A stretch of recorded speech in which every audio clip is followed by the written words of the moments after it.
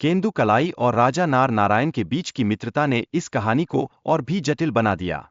यह न केवल एक साधारण संबंध था, बल्कि दोनों के बीच एक गहरा, आत्मिक बंधन था जो समय के साथ और अधिक मजबूत होता गया। कामाख्या का मंदिर, जहां मां का योनिमंडल स्थापित है, शक्ति पीठों में एक अद्वितीय स्थान रखता है।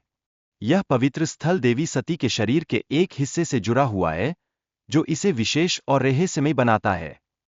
इस आयोजन का महत्व भक्तों के लिए अत्यधिक है, क्योंकि यह मातृशक्ति का सम्मान करने का समय है।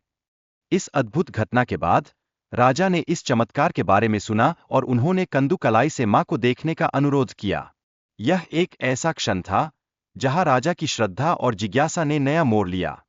परंतु जब राजा ने मां को धोखा देने की कोशिश की, तब मां ने उन पर क्रोधित होकर शाप दिया कि उनकी राजवंश का विनाश हो जाएगा। यह घटना एक चेतावनी बन गई, जो बताती है कि शक्तियों का अपमान कभी भी क्षमा नहीं होता। कामदेव की कहानी भी सुनाई जाती है, जिसमें महादेव के तीसरे नेत्र से जलाकर उन्हें पुनर्जीवित किया गया, लेकिन वह अपनी पूर्व सुंदरता को खो चुके थे। यह कहानी प्रेम और बलिदान का प्रतीक है, जो हमेशा याद रखा जाता है। कामदेव की पूजा के समय कामाख्या का स्थान अत्यंत महत्वपूर्ण हो जाता है।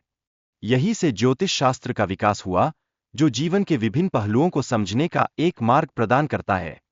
कामाख्या का मंदिर भारतीय तंत्र साधकों और अघोरियों का एक प्रमुख सिद्ध स्थान है। यहाँ की अद्वितीय शक्ति के लिए इसे श्रद्धा से पूजा जाता है, जो संजीवनी का काम करती है।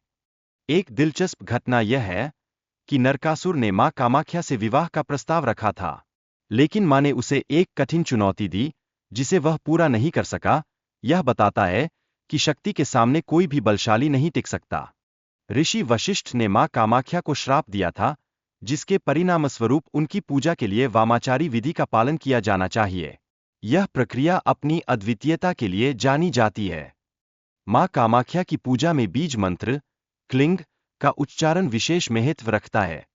श्रद्धालु इसे उनके दरबार में जाकर श्रद्धा से करते हैं, जिससे उन्हें आशीर्वाद प्राप्त होता है। वीडियो में यह भी बताया गया है कि बलिदान या वामाचारी साधना की आवश्यकता नहीं है। साधक साधारण मंत्रों के द्वारा भी मां की कृपा प्राप्त कर सकते हैं। यह सभी के लिए एक आशा की किरण है।